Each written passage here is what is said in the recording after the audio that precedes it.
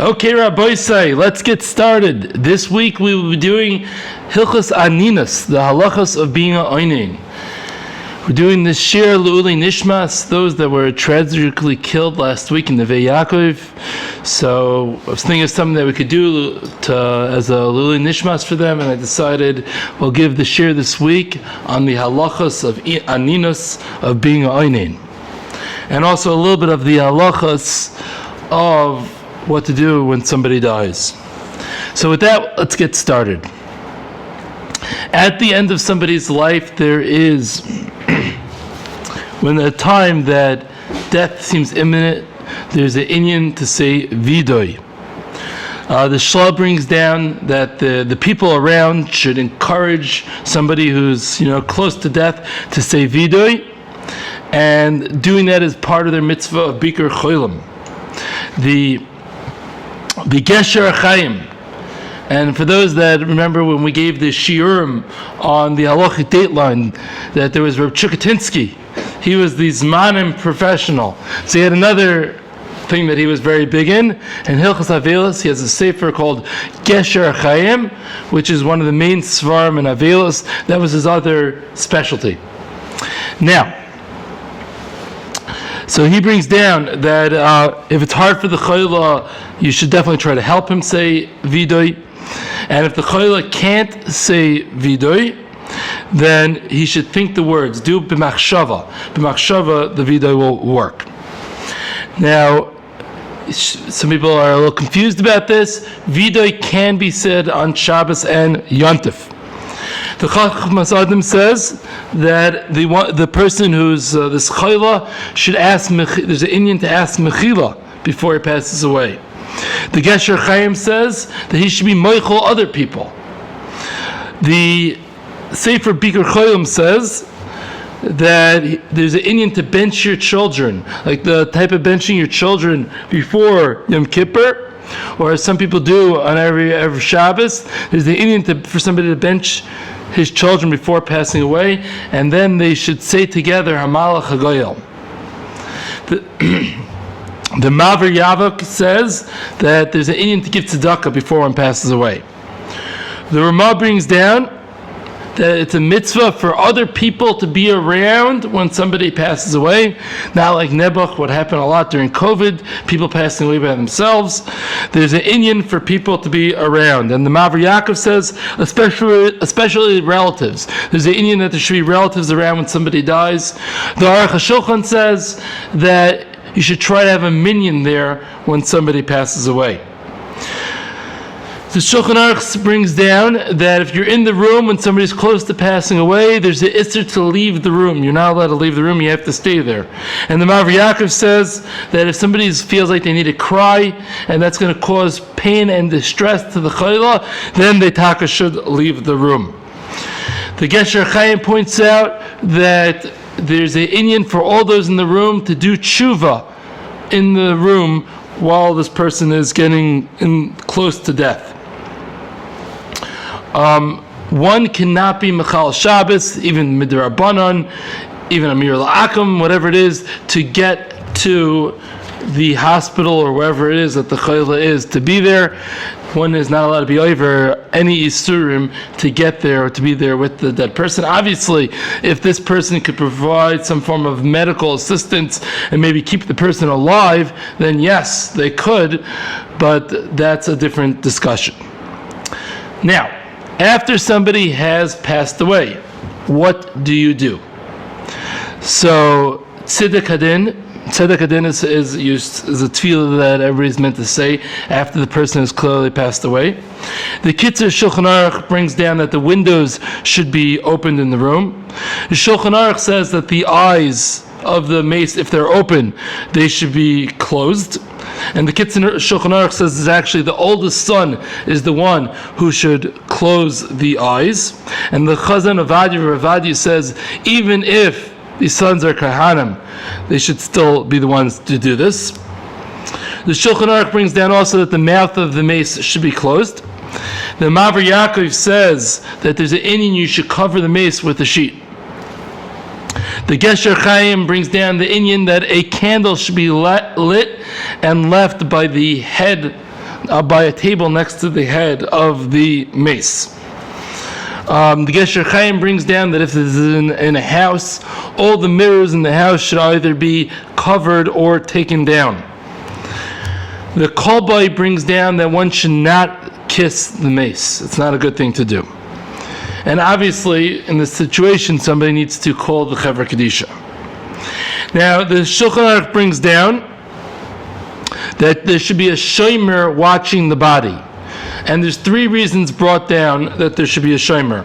One is to guard the mace, guard the nifter from any fire or rodents. The second reason is because you're showing chashivas to the mace. He's important, you're guarding him. And the third reason is somehow by having a shomer there that scares away koyach hatuma from attaching to the body. So therefore, as I just said, the Shulchan Aruch says that there should be a shomer there. Rav Moshe Feinstein brings down that nowadays, once the mace has already been brought, and they usually keep the mace in some type of refrigerated area before the tahara or whatever it is done. So once the mace is in this refrigerated area and there no longer is most of those concerns, or definitely not the rodents in the fire, a shomer who's yoitze v'nichnas, he's coming and going, will suffice. And those are the halachas of how to treat when you have a mace there. Now, aninas. From the time that this person passes away until the kfura is a period called aninas. The close relatives are a onein. And we're going to discuss in a minute all the varying halachas that apply to onein. But who are the people that aninas applies to? Only the close relatives. So that is when somebody's father, mother, brother, sister, even a half-brother, or half-sister, spouse, son, or daughter passes away, the halachas of aninas applies. If somebody is under bar mitzvah, and for the relative of somebody under bar mitzvah passes away, the halachas of aninas do not apply to under bar mitzvah or bas mitzvah. Apparently there isn't chinuch on this. I'm not quite sure why. If the one that passed away was a mumar lahachas, somebody that was anti-Torah, anti-firmness, anti-Yiddishkeit, so aninas does not apply. The minhag is we pretty much apply aninas unless the person was really bad. Your stam not from person, we will not assume them to be mumar lahachas, and the halachas of aninas will apply. If the person was really bad and really anti, then aninas will not apply. Obviously, ask a shayla in a real life situation. Now, what about a little, a baby that's born and dies right away? Does aninas apply? So if it was a full-term pregnancy, and the baby dies even within 30 days, but after a full-term pregnancy, aninas does apply. But after, and avelis will apply as well. But after, let's say, a miscarriage or a stillborn, so aninas and avelis will not apply. If a baby was born premature, then it depends. If the baby dies within 30 days, aninas does not apply. If the baby lives for 30 days and then dies, then aninas will apply. And avelis will apply as well for that baby that lived 30 days, that premature baby. If the baby was in an incubator and then lived less than 30 days after leaving the incubator, or was in the incubator, even in the incubator for more than 30 days, and then dies, so it's a big machlokes how we treat that baby. You ask a shayla, it's a very big machlokes. Fine. One more thing, if a full-term baby was born with a critical defect, meaning the doctor said there's no chance that this baby is going to live too long, then Aninas only applies if that baby was actually lived for 30 days. Because remember we said that by a full-term pregnancy, if the baby lasts less than 30 days, there still is Aninas. But if it's a baby that from the beginning we understood there was a critical defect, then Aninas and Avelos will not apply. Fine. We know the halacha that an onein is pater from mitzvahs. The question is, why is an onein pater from mitzvahs? Why not keep the mitzvahs? Just because you're an onein, why is that a reason not to do mitzvahs? So we have two pshatim. We have the pshat of Rashi and the pshat of Tosfos. Rashi says it's part of the rule, oisik b'mitzvah, pater min a mitzvah. When somebody is oisik in a mitzvah, you're pater from another mitzvah. And therefore he's oisik in the mitzvah of taking care of the nifter. And therefore he is pater in the mitzvah of all other mitzvahs. Which, by the way, usually we only say the concept of oisik mitzvah, pater min a mitzvah, when you're actively involved in the mitzvah. It's not just the tirda sadas of the mitzvah. There's one other case that comes to mind where you say oisik mitzvah, pater min a mitzvah, when it's just tirda. We know chasen is pater mikriya shema, even though he is not involved in his mitzvah for the night yet. But we still have that concept of chutz and pater mikriya shema. That was another source that I could think of where you see that tirda sadas could actually pater you from a mitzvah. Okay. Shitas Tosfos is, it's kavod hameis. If you're busy with other things, it's not covered for the mace when you're busy with other things. People see you in Seder, people see you in Shul. Why aren't you caring for the mace? Why are you taking care of the levaya, etc.? And it's not covered for the mace to be oisik and other things, and that is Lefi Tosfos, the pshat as to why onein is pater from mitzvahs. What's the nafkamina? So the nafkamina is huge. The nafkamina is, am I allowed to do mitzvahs? If it's a vart of oisik mitzvah, pater min a mitzvah, if I want to do the other mitzvah as well, I'm allowed to. Especially if it's not going to take away from my mitzvah of taking care of the mace. But if it's like Tosfos says, that being oisik in mitzvahs, doing mitzvahs, is a bittul kibud of the mace. It's not kavod hameis for me to do other things, so I'm not allowed to do other things. How do we paskin? So the Shulchan Aruch paskins like Tosfos, and we say that an onein is not only that he's not mechuyev in mitzvahs, he's even not allowed to do mitzvahs. So onein is not allowed to do mitzvahs. Now let's just discuss in which scenario does onein apply. Now, obviously, you're the only son. You live in the same town as the mace and the kfuras in that town, and you're in charge of everything. So it's obvious to all that aninas will apply from the second that mace dies until the kfura.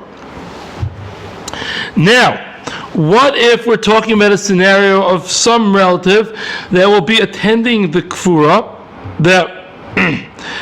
will be attending the hespedim, but not the kfura.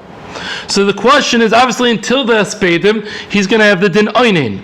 But now that the hespedim are over, but the kfura didn't take place yet, does he still have the din of a onein? So Rav Elyashiv says the aninas ends when he leaves the hespedim. And the Aruch HaShulchan actually says that the aninas goes all the way until the kfura. And by the way, this is very negay in Yerushalayim. In Yerushalayim, the children often do not go to the kfura, especially when you have the hespedim in, let's say, Shamgar, and you have the funeral home, and you have the kfura in Har Menuchas, Har Zeisim, wherever it is. Minig Yerushalayim is the children do not go. So when does the aninas end? I believe the minog is not like Rav Elyashiv, actually, like the Aruch HaShulchan, and I believe the aninas goes all the way until the kfura. There is a concept brought by the Achronim when you give it over to the Chatufim, I don't know exactly what they're called, people that will just take care of the kfur for you, then your Aninas ends at that point.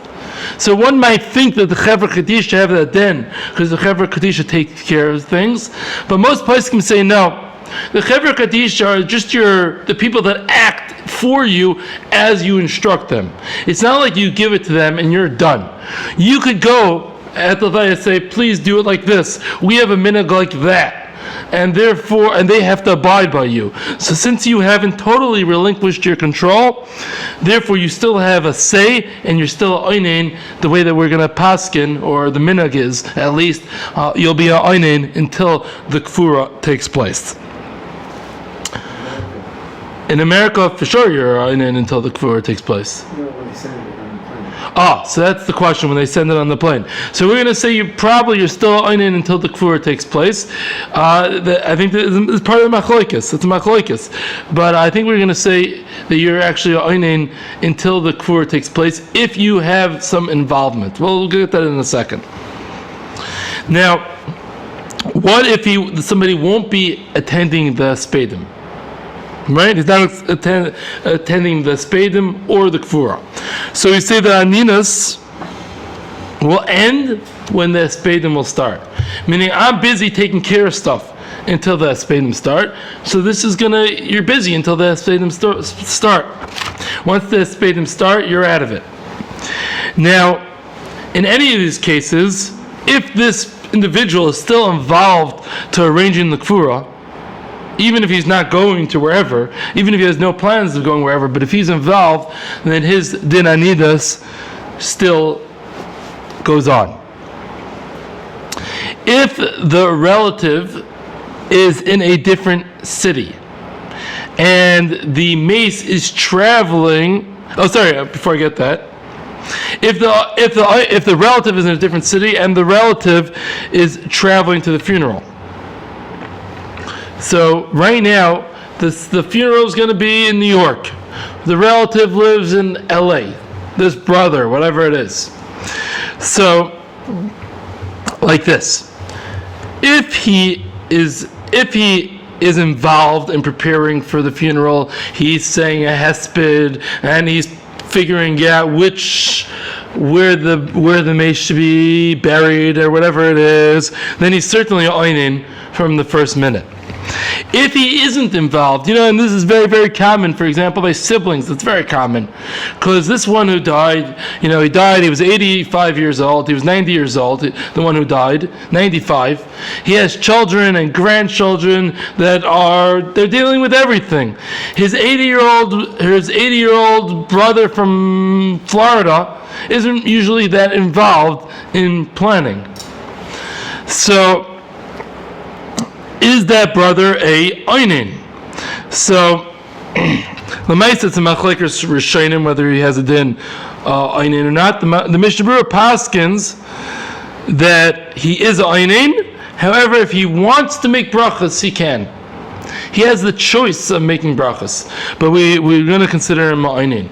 But once he gets into the city, his plane lands in New York, then at that point he becomes a full-fledged onein without the choice of saying brachas. Okay. Now, what if the relative is in a different city and he isn't going and he isn't planning on going to the funeral? So we say that he switches from aninas to avelis at the point when he's finished doing any funeral arrangements.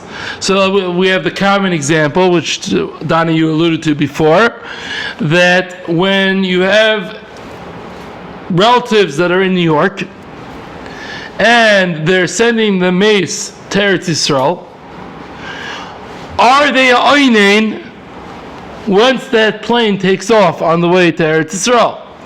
The answer is it depends.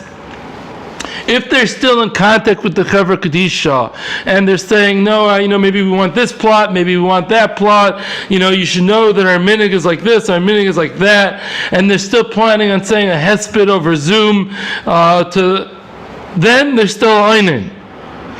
But if everything's set and everything's organized, and the pashkevilim are already up.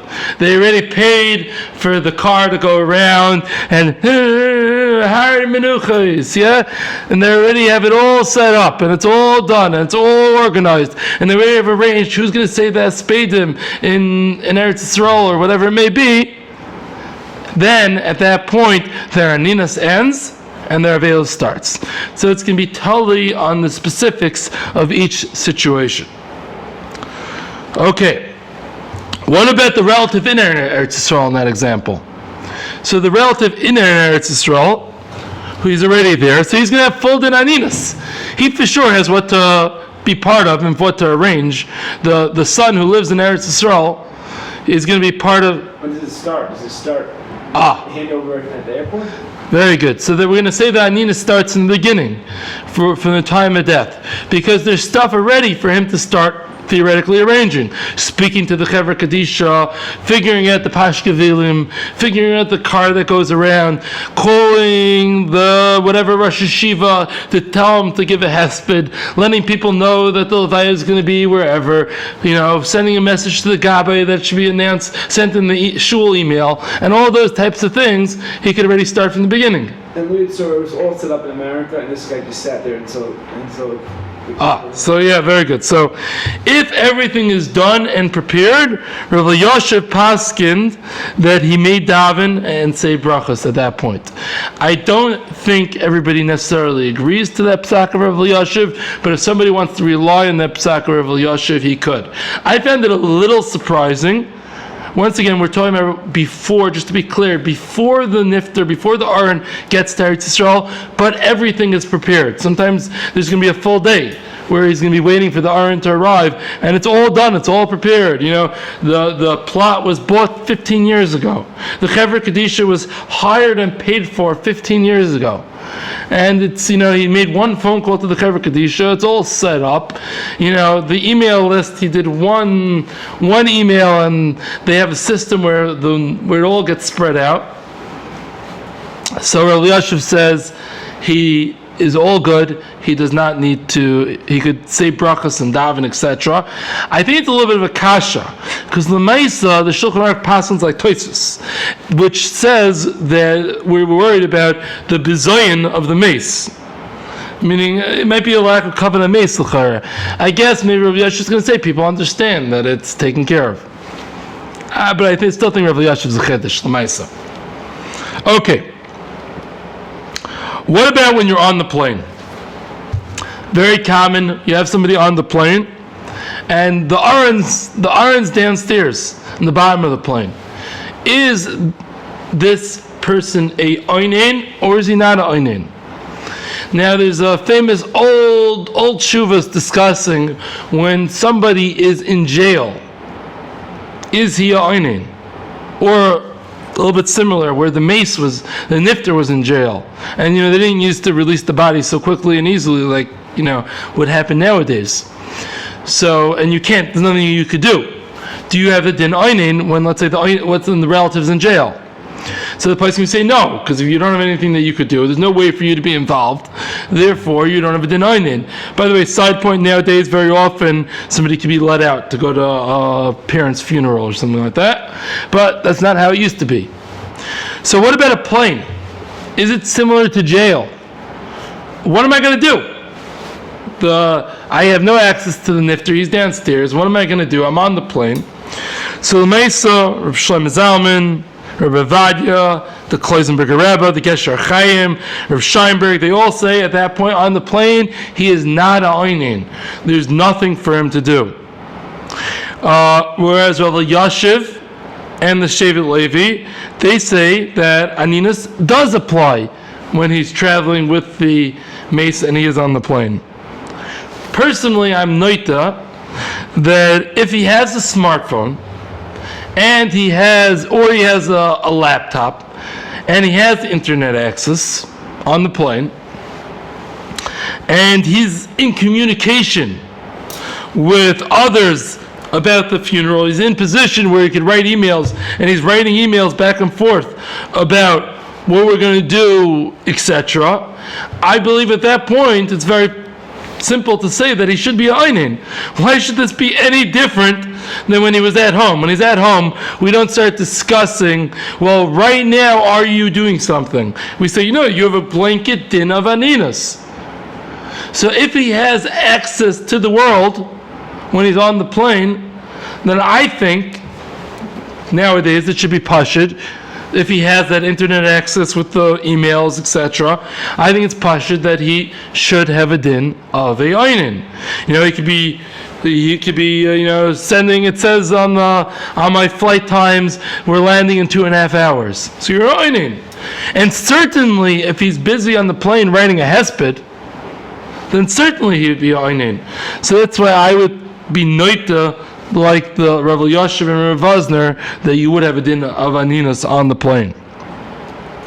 Now, one more thing, I probably should have said this in the earlier part when we were talking about a mace, but there's a halacha that one shouldn't eat or drink in front of a mace. You should go to a different room.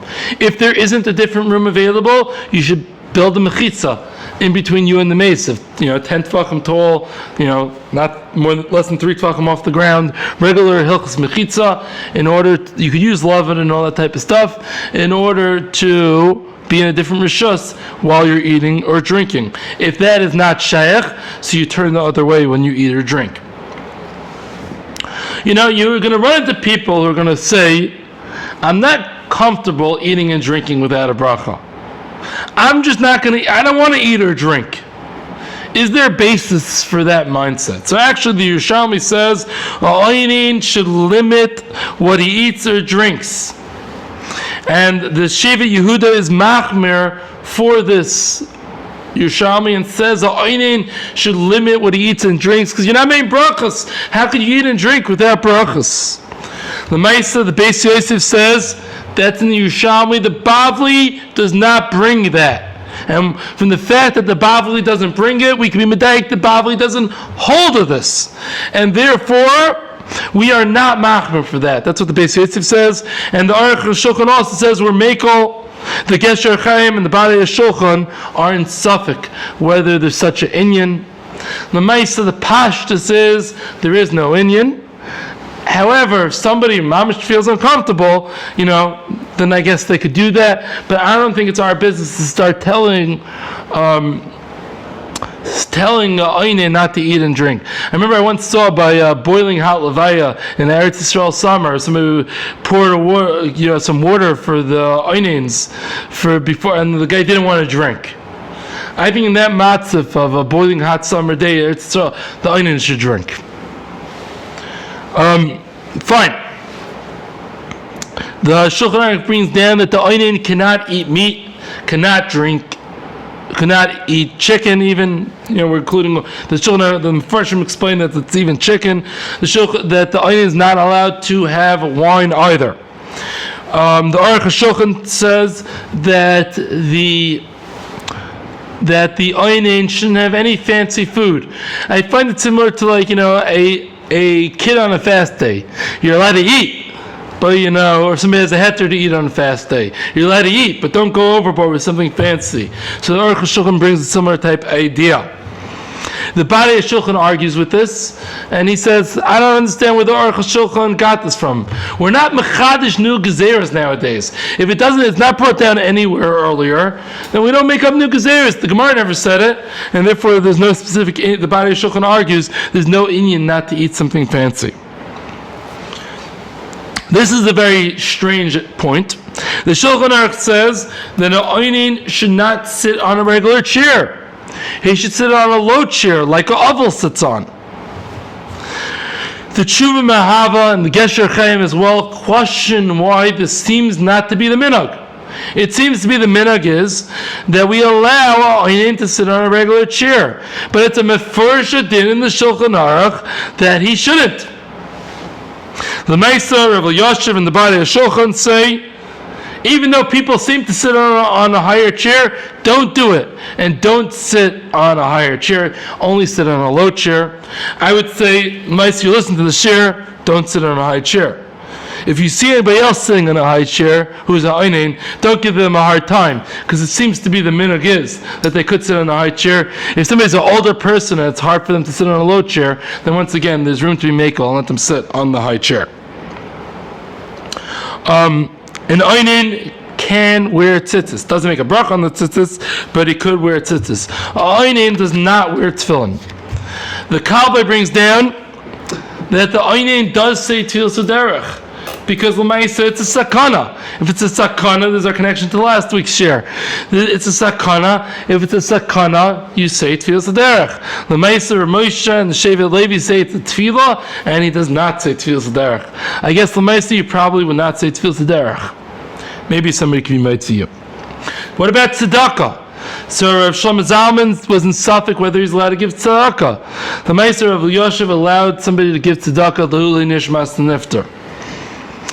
Onein doesn't make brachas before eating. Onein doesn't bench after eating bread. What if a Onein is still satiated? He's still somewhat full after the burial. So then it's time for him to bench. Because let's say you didn't bench and you wait some time. Well, if you're still satiated, you bench. So now that he finished the burial, he's still satiated, still within the zman for him to bench. Now he has the chiyuv of benching. I think a lot of people don't know that. And Onein doesn't make a bracha on thunder, on lightning. He doesn't make the bracha on coming in from the cemetery. And he actually doesn't make the bracha leaving the cemetery. It's certain exactly why for now. And Onein doesn't say Asher Yatzar. He does wash his hands after the bathroom, besides just general cleanliness. Halachic-wise, he does wash his hands, but he does not make a bracha. After the burial, if he doesn't need the bathroom, so just like similar thing that I said with benching, if he's still at a point where he doesn't need the bathroom again, then he makes a Asher Yatzar, because he has a chiyuv to. This is actually surprising. Rav Shlomo Zalman and Rav Avadia bring down that he should say Kriya Shema and Hamapel. The body of Shulchan says he shouldn't. I guess he could go either way. I would have expected not, but I guess they're learning it's a Shmira type idea, and he does. What about Sfira? We're middle of Sfira. Does he count Sfira?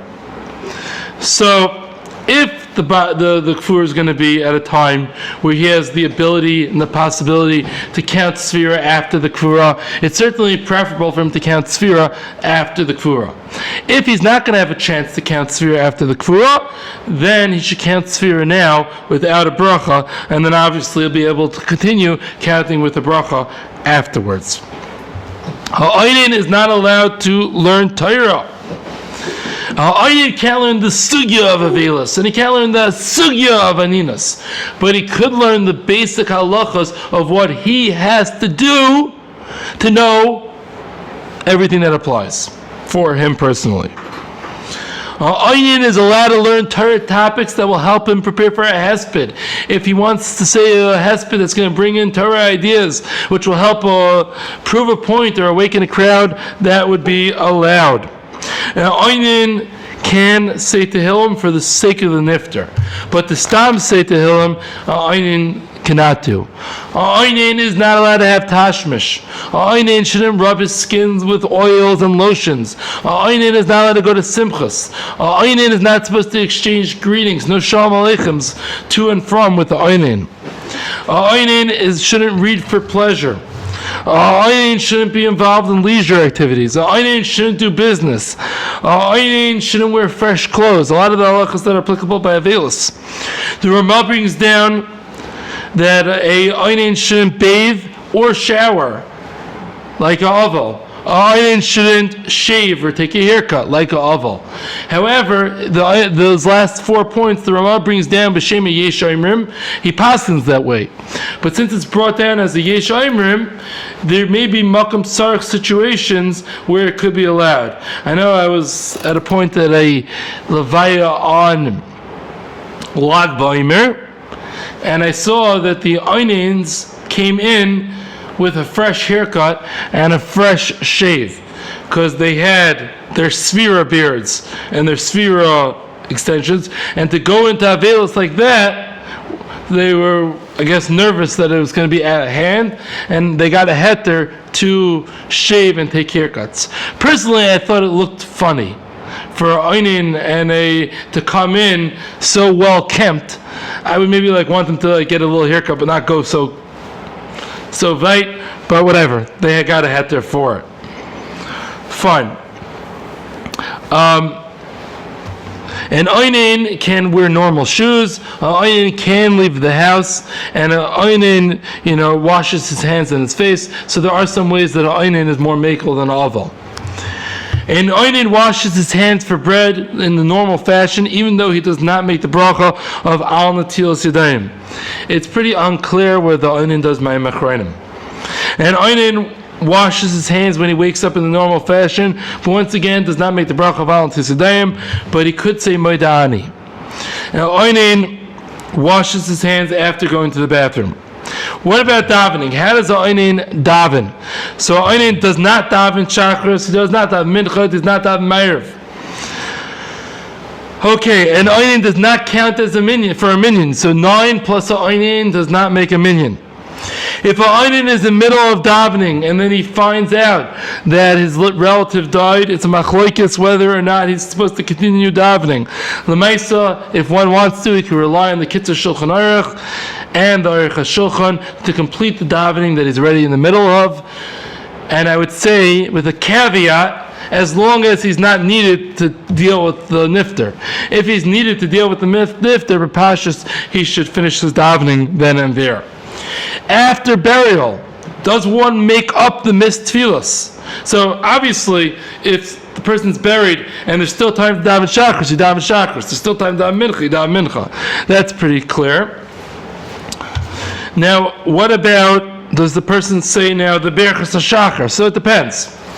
If the person was pre the zman, he was pre alois, he was already a Onein, and now the burial took place already after Chatzos, so now he does not make up berachas hashachar. He just says berachas haTorah, shelo yasani goy, shelo yasani ovid, shelo yasani isha k'ratzonai. But he does not make up the rest of berachas hashachar. However, if the person died after Alois and the chiyuv was already chal for him to make a berachas hashachar, and now the burial takes place, let's say after Chatzos, over here you make up the complete berachas hashachar because he was already mechuyev in it. If he was an Onein before Nates and the burial took place after Chatzos, so he never had a zman to daven shachris, he does not make up shachris, he just davens one Shemoneh Esrei b'mincha. But if the person died after Nates, meaning the chiyuv was already chal for him to daven shachris, but now there was an oinus that he became an oinen that he couldn't daven shachris. Now by mincha he says 2 Shemoneh Esreis and he makes up for shachris. How about Erev Shabbos? How does Erev Shabbos play out? So, if the person is busy with the nifter, busy taking care of everything that needs to be taken care of, and he was busy until a minute before Shabbos, he's an Onein all the way until Shabbos. But if the person was, let's say, busy Erev Shabbos, and then when they got close to Shabbos, that was put on the side, there's no more left to do, we'll continue on Matzah Shabbos, then his Anina's status is lifted a little bit before Shabbos, and he davens mincha, he recites brachas, he does mitzvahs, he lights Shabbos candles, or she lights Shabbos candles. What about on Shabbos? Is a person an Onein on Shabbos?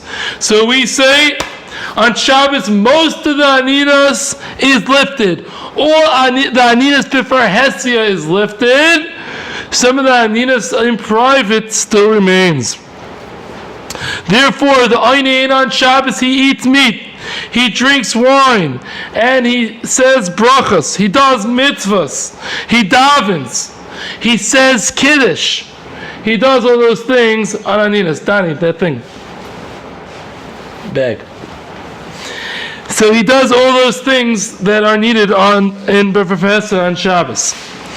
The Onein does, interestingly enough, he does do Shnei Mikra, and he's able to learn Hilchos Aninos and Hilchos Avelos.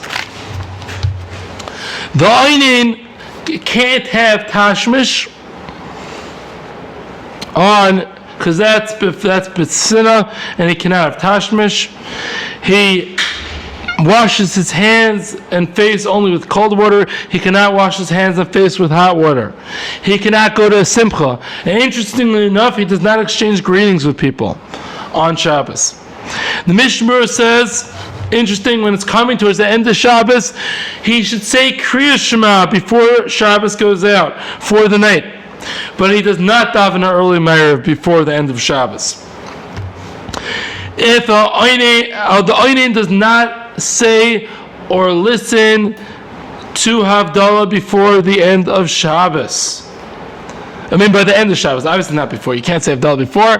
When Shabbos is out, the Onein doesn't say Havdalah. The Onein doesn't listen to Havdalah. After the burial, after the Kfura, only then does the Onein say Havdalah. If the Onein by mistake heard Havdalah or listened to Havdalah, then he does not say Havdalah again after burial. Before the Onein does do malacha, though, he has to make sure to say Baruch HaMavdil Be'kodesh L'chol to matter his Havdalah. But on Shabbos, one should know that if at any time during Shabbos this Onein is preparing for the mace, he's preparing for the funeral in some way. Let's say he's preparing the hesped Shabbos afternoon. At that point, he becomes Onein. Or if he's asking the Rav, what should he do? He takes a drink then, he doesn't make a bracha. While asking the Rav what to do, he's Onein. When he's walking from shul to tell people that the Levaya is going to be on Matzah Shabbos, at that point, he's an Onein. No brachas. It's very interesting. During the week, you're an Onein, whether you're Isaac or whether at that exact minute you're not being Isaac. But on Shabbos, your status of Aninas goes on and off, depending on whether or not at that exact time you are being Isaac b'tzarchei hames. By Yontif is almost the same as Shabbos. However, if it is actually I should qualify. If we're in a place where they do the kfura and the burial on Yontif, then you are pretty much be Onein on Yontif. However, most places around, we do not do burial on Yontif. The minhag in Yerushalayim is they do burial on second day Rosh Hashanah. So on second day Rosh Hashanah they will do a kfura. Besides that, they do not do a kfura. So on that second day Rosh Hashanah, somebody would be an Onein. But on a standard Yontif in America or all the other Yom Tovim in Yerushalayim, somebody is not a Onein, except when he's preparing for the Levaya. And on Yontif, we're a little bit more lax, and we're going to allow him to learn a little bit more of the sugyas, a little bit more of the dinim. And some hold that he could learn regular stuff, and that is what to discuss. Thank you for listening, and this should be really Luli Nishmas, all those that passed away in the last week's tragedy in Neve Yaakov.